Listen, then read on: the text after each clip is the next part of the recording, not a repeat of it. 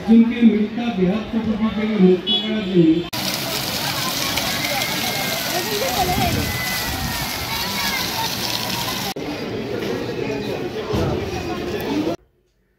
Hello good morning বন্ধুরা, সকলকে স্বাগত জানাই আমার আরেকটা নতুন ভিডিওতে। চলে আসলাম অনেক দিন পরে আবার আজকের একটা নতুন ভিডিও নিয়ে। আজকে যাব মায়াপুর। আর এই ঠান্ডার সময় তোমরা জানো প্রচুর মানুষ এই মায়াপুরে ঘুরতে আসে। আর যেহেতু আমি কৃষ্ণনগরে থাকি, তাই কৃষ্ণনগর থেকে আমার মায়াপুরে যেতে একদম সুবিধা। কৃষ্ণনগর থেকে মায়াপুর বেশি দূরে নয়, এখান থেকে জাস্ট অটো করে গঙ্গা যেতে হয়, গঙ্গার ঘাটে যেতে হয়, আর ওখান থেকে ঘাট পেরোলেই হচ্ছে কিনা মায়াপুর পড়ে যায়। তাই জন্য আমার কোনো অসুবিধা হয় না। আমি বহুবার গেছি, আর তেমন অর্থে মানে এতবার গেছি ভিডিও বানানো হয়নি। তাই এই বছর 2025-এ একদম জানুয়ারি মাসে যাচ্ছি, তো ভিডিও বানাবো। আর যে মায়াপুরে যে নতুন মন্দিরটি তৈরি হচ্ছে, সেই মন্দিরের কাজ কতদূর এগিয়েছে সমস্ত কিছু তোমাদের সাথে শেয়ার করবো। আর 2025 সালে জানুয়ারি মাসে যদি কোনো মায়াপুরে যদি নতুন কোনো নিয়ম থাকে, সেটাও তোমাদের সাথে শেয়ার করব। তোমরা ভিডিওটা শেষ পর্যন্ত দেখতে থাকো, অবশ্যই তোমাদের ভালো লাগবে। বন্ধুরা, পৌঁছে গেলাম মায়াপুরের হুলোর ঘাটে। কৃষ্ণনগর থেকে আমাদের টোটোতে আসতে সময় লাগলো ওই 30 থেকে 40 মিনিটের মতো। যেহেতু আজকে রবিবার, তাই জন্য টোটোর ভাড়াটা প্রচুর নিচ্ছে। আজকে অটো বন্ধ ছিল। এমনিতে মায়াপুর কৃষ্ণনগর থেকে মায়াপুর এই হুলোর ঘাট পর্যন্ত ভাড়া নেয় টোটোতে 30 টাকা, আজকে নিচ্ছে 40 থেকে 50 টাকা। আর এখন এখান থেকে ঘাটের ওপারে যাব, এখানে নৌকো করে ওপারে যেতে হয়। নৌকোতে 3 টাকা করে টিকিট নেয়। আর আজকে যেহেতু রবিবার, তাই প্রচুর ভিড় হয়েছে। চলো ওপারে যাই, ওপারে গিয়ে তোমাদের সাথে সমস্ত ডিটেলস শেয়ার করছি। তোমরা যারা কলকাতা থেকে আসবে, তোমরা জানো ডাইরেক্ট মায়াপুরের কোনো ট্রেন থাকে না। শিয়ালদা থেকে ট্রেন থাকে, কৃষ্ণনগর পর্যন্ত আসতে হয়। আর কৃষ্ণনগর থেকে এসে এই টোটো অটো করে এই মায়াপুর ঘাট বা হুলোর ঘাটে আসতে হয়। আর এখান থেকে নদী পেরিয়ে ওপারে গেলেই মায়াপুর। হুলোর ঘাটে টিকিট কাটা হয়ে গেছে। আমার সামনেই দেখতে পাচ্ছ নৌকা দাঁড়িয়ে আছে। এই নৌকা করেই ওপারে যেতে হবে।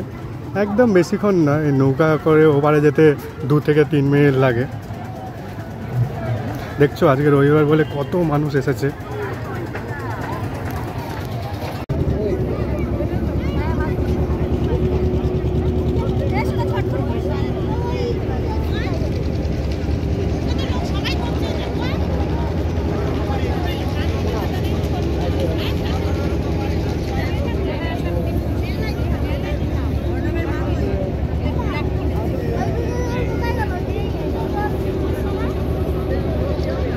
ঘাট পেরিয়ে এপারে চলে আসলাম। তোমরা দেখতে পাচ্ছ এখানে টোটো দাঁড়িয়ে আছে। এখানে তোমরা চাইলে টোটো করেও মায়াপুর মন্দিরের গেট পর্যন্ত যেতে পারো। এখান থেকে মায়াপুর মন্দিরে ওই টোটোতে 10 টাকা করে নেয়। যেতে সময় লাগে ওই 3 থেকে 4 মিনিট। আর তোমরা যদি পায়ে হেঁটে যেতে চাও, পায়ে হেঁটেও যেতে পারো। ঠান্ডার সময় কোনো অসুবিধা হবে না। পায়ে হেঁটে গেলে ওই মায়াপুরের মন্দির পর্যন্ত ওই 5 মিনিট লাগবে। তোমরা পৌঁছে যাবে মন্দিরের মেন গেটে।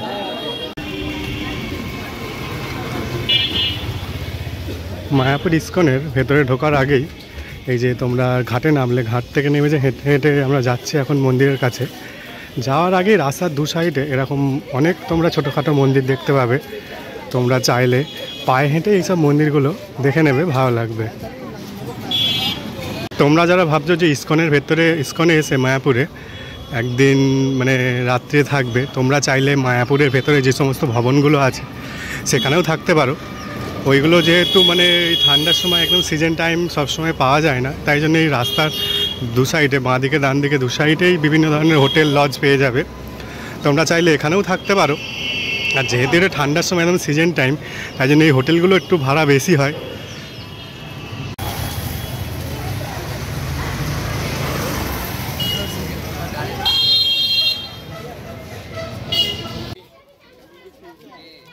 হাঁটতে হাঁটতে চলে আসলাম আমরা মায়াপুরের স্নান ঘাটে। তোমরা চাইলে এখান থেকে স্নান করেও মন্দিরে যেতে পারো। আর এই মায়াপুরের স্নান ঘাটে বিশেষ বিশেষ তিথিতে প্রচুর মানুষের সমাগম ঘটে।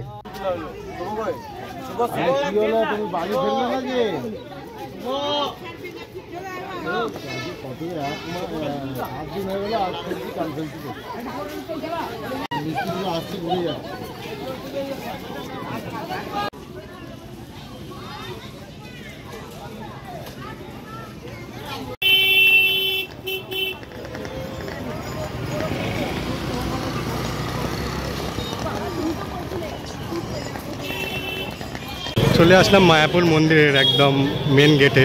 দেখছো কত মানুষ হয়েছে আজকে। আর এখন যে মন্দিরটা দেখতে পাচ্ছ এটি হচ্ছে না বিশ্বের সবথেকে বড় মন্দির। চলো ভেতরে প্রবেশ করা যাক।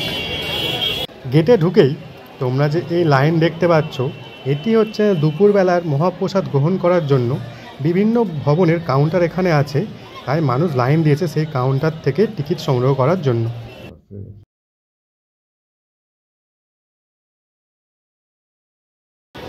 এখানে দেখছো হরিনাম চলছে। এখানে মানে হরিনাম সবসময় চলতেই থাকে, কোনো সময় বন্ধ থাকে না। তোমরা এখানে যখনই আসবে সে সকাল বিকাল রাত্রি হোক সবসময় এখানে হরিনাম চলতেই থাকে।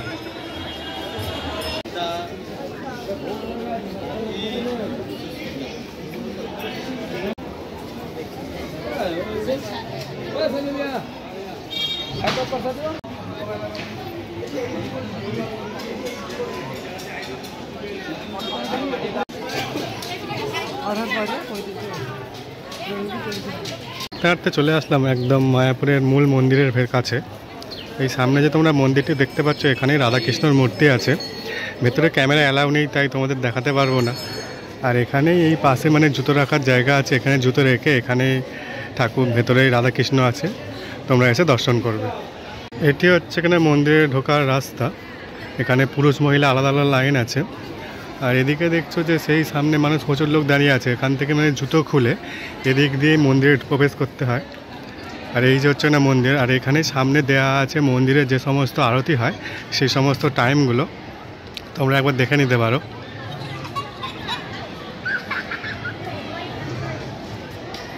সামনেই মন্দির, আর এই মন্দিরের পাশেই তোমরা দেখতে পাচ্ছ এখানে গোল করা, এই যে গোল গোল করা আছে, এখানে সবাই মানে হরে কৃষ্ণ নাম করে ঘোরে এই পাশটায়। মন্দিরের এই পাশটায় একটা পার্কের মতন আছে, এখানে তোমরা দেখছো চারিদিকে মানুষ বসে আছে। মানে এই দিকটা চারিদিকে মানে সবুজ আর সুন্দর, এই যে ফুলগুলো ফুটে আছে শীতের মধ্যে, মানুষের বসে থাকতে খুবই ভালো লাগছে।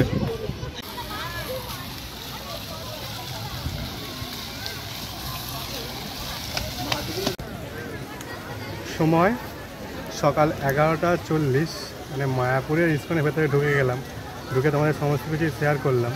এখন একটু এসে এখানে বসলাম। এখানে চারিদিকে তোমরা দেখতে পাচ্ছ পুরো গার্ডেনের মতন চারিদিকে ফুল ফুটে আছে, খুব ভালো লাগছে।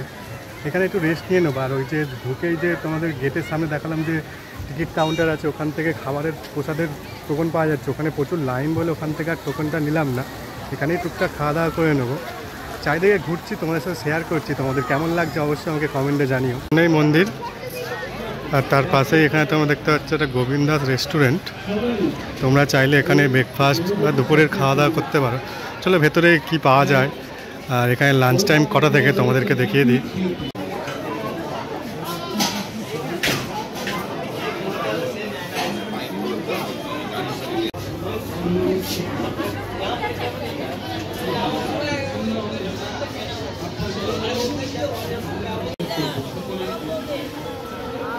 কর্ম জড় জগতে আবদ্ধ।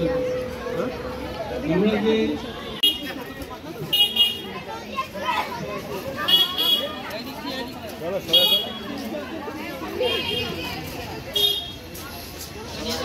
যাওয়ার পথে এখানেই আছে অন্নদান কমপ্লেক্স।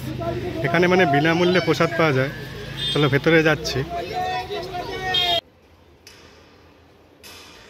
ঢুকে গেলাম অন্নদান কমপ্লেক্সের ভেতরে। এখানে প্রচুর মানুষ একসাথে বসে প্রসাদ গ্রহণ করতে পারে। এখান থেকেই প্রসাদ খেয়ে নিয়ে তারপর গোশালার দিকে যাব। চলে আসলাম গোশালাতে। আর এটি হচ্ছে না গোশালা যাওয়ার মেন গেট। তোমরা চাইলে মন্দিরের ওখান থেকে টোটো আসে, টোটোতেও আসতে পারো। এছাড়া গরুর গাড়ি আছে, গরুর গাড়িতেও আসতে পারো এই গোশালাতে।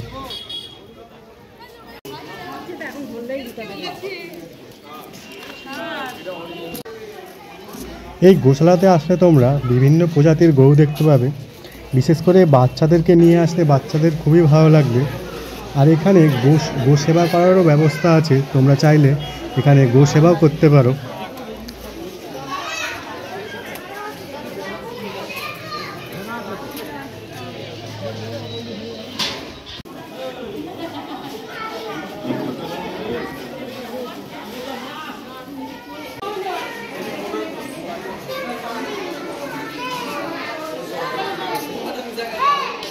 আর এই গোশালার নিচেই তোমরা যে স্টলগুলো দেখতে পাচ্ছ এখানে ঘি, দই, লস্যি ইত্যাদি পাওয়া যাচ্ছে।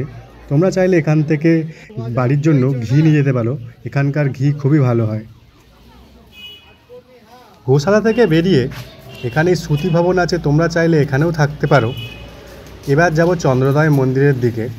আর এই চন্দ্রোদয় মন্দিরে যাওয়ার রাস্তায় তোমরা ডান দিকে দেখতে পাচ্ছ এই যে কটেজগুলো হয়েছে, এগুলো একদম নতুন হয়েছে, তোমরা চাইলে এখানেও থাকতে পারো। কটেজগুলো বাইরে থেকে খুব সুন্দরভাবে সাজিয়েছে।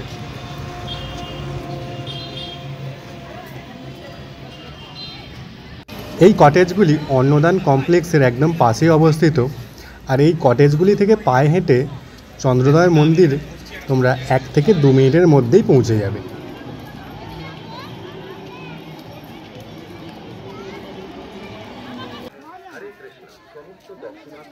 হাঁটতে হাঁটতে চলে আসলাম মায়াপুরের ফুলডোম থিয়েটারের কাছে।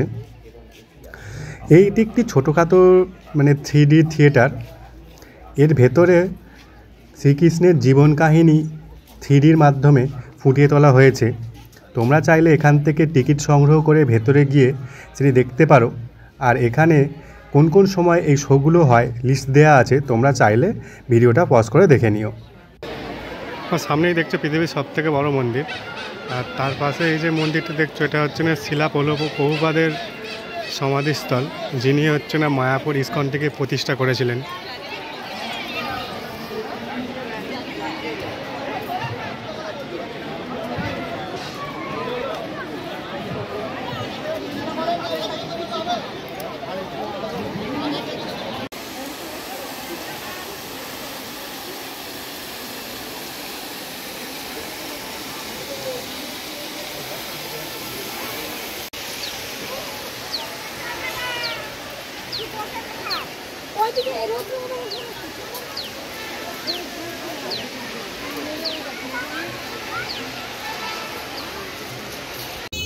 আজকের মতন মায়াপুরে যে সমস্ত জায়গাগুলো ঘুরলাম তোমাদের সাথে শেয়ার করলাম। এখন উঠে পড়েছি বাসে। এই বাসে করে আমি কৃষ্ণনগর ফিরব। যেহেতু আসার সময় অটোতে প্রচুর ভাড়া নিচ্ছিল, তাই জন্য এবারে বাসে করেই কৃষ্ণনগরে ফিরছি। আর তোমরা যারা কৃষ্ণনগর স্টেশনে এসে তোমরা চাইছো যে বাসে যাব, বাসে আসলে তোমাদের ওই ঘাট পেরোতে হবে না, একদম মন্দিরের সামনেই তোমরা পৌঁছে যাবে।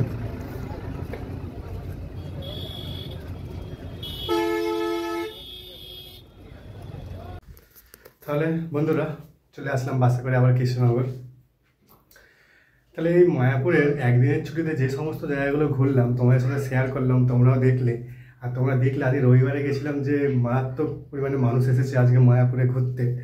আমার একটাই তোমাদেরকে বলার আছে যে তোমরা যারা এই জানুয়ারি ফেব্রুয়ারি মাসের দিকে মায়াপুরে আসছো, বিশেষ করে রবিবারে, আর মায়াপুরে যে সমস্ত ভবনগুলো আছে তোমরা টিকিট কেটে যে ভবনগুলোতে প্রসাদ গ্রহণ করবে, সেইগুলোতে প্রচুর লাইন হয়। প্রায় আমরা যে দেখলাম আমরা যদি ওখানে টিকিট কাটতাম তাহলে লাইন দিয়ে খেতে খেতে প্রায় 3-4টে বেজে যেত। এই যে ওই প্রসাদ যে সমস্ত ভবনগুলো আছে ওখানে যদি প্রসাদ খেতে হয় তাহলে মায়াপুরের সমস্ত কিছু একদিনে ঘুরে দেখা সম্ভব নয়। সেই জন্য ওখানকার প্রসাদ নিয়ে নিই। এছাড়া তোমরা যদি ওখানকার প্রসাদ নাও নয়, আমরাও নিয়ে নিই। এছাড়া ওখানে মায়াপুরে ইস্কনের ভেতরে আরও বিভিন্ন ধরনের কাউন্টার আছে, তোমরা চাইলে ওখান থেকেও 100 টাকার থালি পাওয়া যাচ্ছে, ওইগুলো তো অতটা লাইন হয় না। কিন্তু তোমরা ওই থালি নিলে ওখানে ভালোভাবে খেয়ে নিয়ে মায়াপুরটা পুরো একদিনের ট্যুরেই সমস্ত কিছু ঘুরে দেখতে পারবে। তাই চলো ভিডিওটা বেশি লম্বা করবো না, ভিডিওটা এখানেই শেষ করবো। তোমাদের কেমন লেগেছে আমাকে কমেন্ট করে জানিও। আর ভিডিওটা ভালো লেগে থাকলে অবশ্যই একটা করে লাইক করে দিও। আর যারা আমার চ্যানেলে এখনও নতুন, আমার চ্যানেলটিকে সাবস্ক্রাইব করেন, তারা আমার চ্যানেলটিকে সাবস্ক্রাইব করে আমার পাশে থেকো। ঠিক আছে, চলো ততদিন সবাই ভালো থেকো, সুস্থ থেকো। আবার দেখা হবে কোনো একদিন কোনো একটা নতুন জায়গায়, কোনো একদিন নতুন ভিডিওর সাথে। চলো টাটা, বাই।